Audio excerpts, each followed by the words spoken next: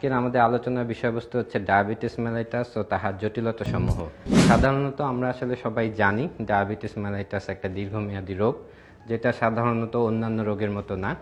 সাধারণত অনেকের মধ্যে আমাদের ভুল ধারণা কাজ করে যে ডায়াবেটিস মেলাইটাস হয়তো আমার ভালো হয়ে যাবে, অল্প কিছুদিন ওষুধ খেয়ে খেলাম না, কিন্তু diabetes mellitus, hypertension, kidney disease এগুলো তো আসলে একদম ভালো হয়ে যাওয়ার মতো না। এটা হতে পারে যে অল্প চিকিৎসা সুচিকিৎসার মাধ্যমে আপনার হয়তো বা কিছুদিনের জন্য নর্মালে চলে আসতে পারে, কিন্তু এটা তো ওষুধ খেয়েই আসলে নর্মালে আসে। এই জন্য অনেক সময় দেখা যায় যে ওষুধ খাওয়ার পরে আমার অনেকের ডায়াবেটিসটা একটু নর্মাল চলে আসছে, দেন উনি ওষুধটা ডিসকন্টিনিউ করে দেন। তখন কি হয়, তার ডায়াবেটিসটা এমন মাত্রায় বেড়ে যায় এবং সেটা আমাদের শরীরে ভাইটাল অর্গান যেগুলো কিডনি, হার্ট, ব্রেন, সেগুলোতে এমনভাবে এফেক্ট করে, অনেক সময় চোখে এফেক্ট করে, সেটার জন্য আসলে দেখা যায় যে চিকিৎসাটা তখন কঠিন হয়ে যায়। এই জন্য ডায়াবেটিস মেলাইটাসটাকে অবশ্যই আমাদের গুরুত্বের সাথে নিতে হবে। এইটার চিকিৎসাটা চিকিৎসকের পরামর্শ অনুযায়ী দীর্ঘমেয়াদী চিকিৎসা। অনেকের ক্ষেত্রে দেখা যায় যে লাইফ লং, অর্থাৎ যতদিন উনি বেঁচে থাকবেন ততদিন এই চিকিৎসা ওনাকে নিতে হবে। এই জন্য এটা গুরুত্ব সহকারে চিকিৎসা আমাদেরকে নিতে হবে। তো ডায়াবেটিস মেলাইটাস আমরা কখন বলবো, এটাও আসলে আমরা সবাই জানি যে যখন রক্তে সুগারের মাত্রা বেড়ে যাবে, নর্মাল থেকে বেড়ে যাবে, তখন আমরা তাকে ডায়াবেটিস মেলাইটাস বলবো। যদিও এটার জন্য বিশ্ব স্বাস্থ্য সংস্থার একটা নির্দিষ্ট গাইডলাইন আছে। সাধারণত খালি পেটে যদি 7 অথবা 7-এর বেশি হয় এবং খাওয়ার পরে অথবা টেস্ট করতে যে যদি গ্লুকোজ খাওয়ার 2 ঘন্টা পরে আমরা মাপি, তখন যদি 11.1 অথবা তার বেশি হয়, তখন আমরা সাধারণত বলি যে একটা লোকের ডায়াবেটিস হয়েছে।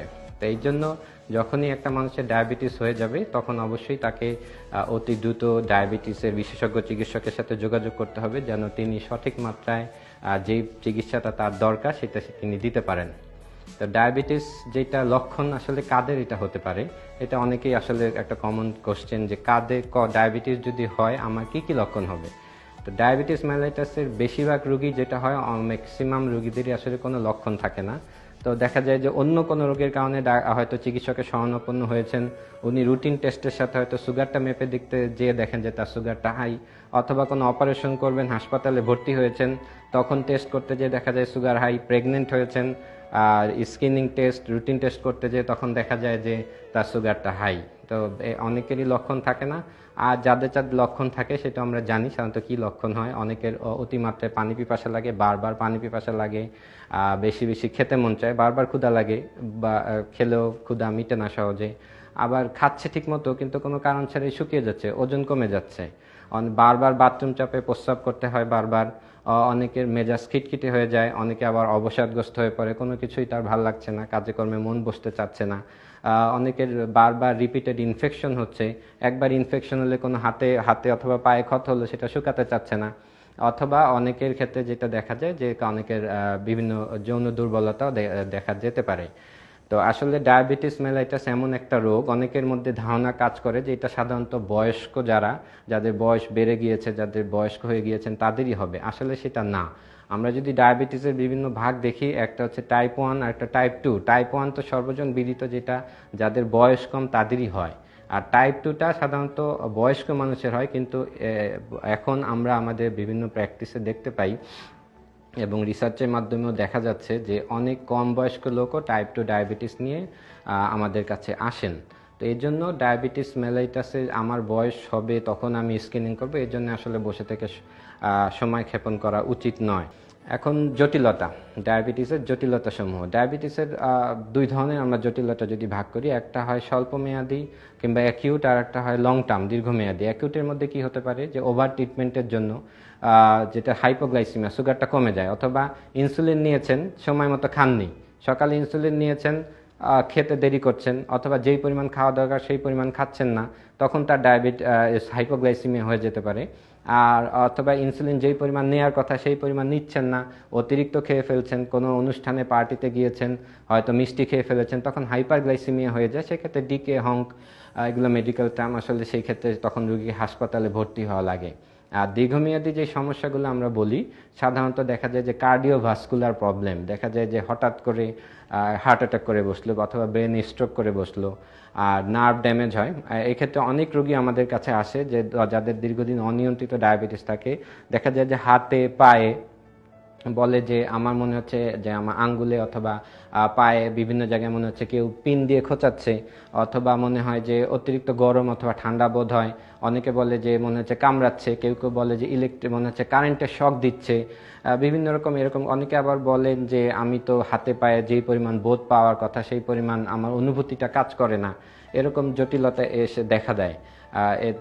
তারপরে নার্ভের কারণে দেখা যায় যে পরিপাকতন্ত্রে যে সমস্যা, ডাইজেস্টিভ সিস্টেম রিলেটেডও কিছু প্রবলেম হয়ে যায়। অনেক ডায়াবেটিস রোগী অল্পতেই বলে যে আমি তো অল্প খেলাম কিন্তু পেট ভরে গেছে, আমার তো আর খেতে ইচ্ছে করছে না, পেটটা ফুলে থাকছে, খাবার মনে হচ্ছে উপরে উঠে যাচ্ছে, হার্ট বার্ন হয়, বুক জ্বালা পোড়া করে। তারপরে হচ্ছে দেখা যায় যে একটু কিছু খেলেও ফ্রিকোয়েন্ট ডায়রিয়া হয় অথবা কোষ্ঠকাঠিন্য হয়।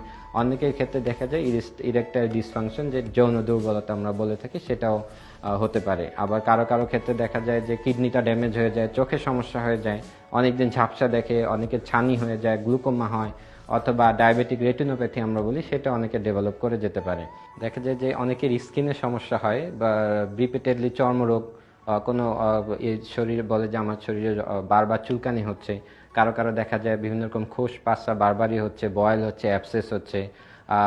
তারপরে হচ্ছে ফুড ড্যামেজ, যেটা একটা ইম্পর্টেন্ট একটা জিনিস, পায়ের সমস্যা। আমি একটু আগেই বলেছি যে যাদের দীর্ঘমেয়াদী ডায়াবেটিস থাকে এবং অনিয়ন্ত্রিত থাকে তাদের নার্ভ ড্যামেজ হয়। নার্ভ ড্যামেজ হওয়ার কারণে যেটা হয় যে হাঁটতে গেলে অথবা চলাফেরার ক্ষেত্রে কখনো কখনো পায়ের মধ্যে কাটা বিদ্ধ হতে পারে, অথবা কোনো কারণে ক্ষত সৃষ্টি হতে পারে, কিন্তু সেটা ডায়াবেটিস রোগী বুঝতে পারেন না, কারণ ওনার তো সেই ব্যথার যে অনুভূতিটা সেটা উনি টের পান না। তো এই অল্প ক্ষতটাই অনেক সময় এটা বড় হতে হতে হতে দেখা যায় যে পুরা পায়ে সেলুলাইটিস হয়ে যাচ্ছে অথবা গ্যাংগ্রিন হয়ে যাচ্ছে। দুঃখজনকভাবে তখন পাটা কেটে ফেলতে হয়। তো এই ক্ষেত্রে এটা খুবই আসলে ইম্পর্টেন্ট একটা জিনিস। এখন যদি আমরা বলি যে প্রিভেনশন, কিভাবে আমি ডায়াবেটিসটাকে প্রিভেনশন করব। সবচেয়ে বড় কথা আসলে ডায়াবেটিসের যে প্রিভেনশন, আমাকে যদি ডিসিপ্লিন লাইফ, আমার ইম্পর্টেন্ট হচ্ছে আমার জীবনটাকে একটা ডিসিপ্লিনের আন্ডারে নিয়ে আসতে হবে।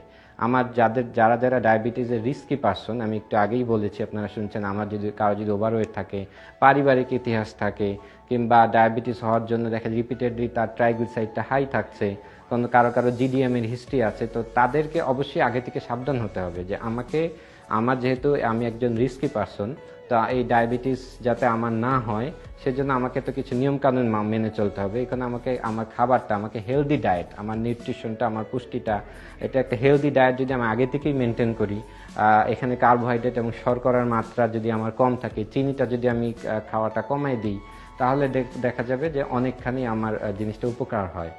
আর অবশ্যই অ্যাক্টিভ থাকতে হবে, ফিজিক্যালি ইনঅ্যাক্টিভ বেশি থাকা যাবে না, সারাদিন শুয়ে বসে থাকা এটা পরিহার করতে হবে। যারা সেডেন্টারি জব করে, দেখা যায় যে অনেকে সারাদিন বসে বসেই জব করছেন, কম্পিউটারে কাজ করছেন, তাদের ক্ষেত্রে এক নাগারে বেশিক্ষণ বসে থাকা ঠিক না। আর অবশ্যই দিনের একটা সময় তাকে অবশ্যই একটু এক্সারসাইজ করা যেতে পারে, একটা আধা ঘন্টা আপনি হাঁটতে পারেন, জগিং করা যেতে পারে, ট্রেডমিল করা যেতে পারে, সুইমিং করা যায়, ফুটবল খেলতে পারেন, অথবা যে কোনো যেই ব্যায়ামে আপনি যেই ধরনের অ্যাক্টিভিটিতে আমাকে নিজেকে কমফোর্ট মনে হয় আমি সেটা করলে এটা আমি অ্যাক্টিভ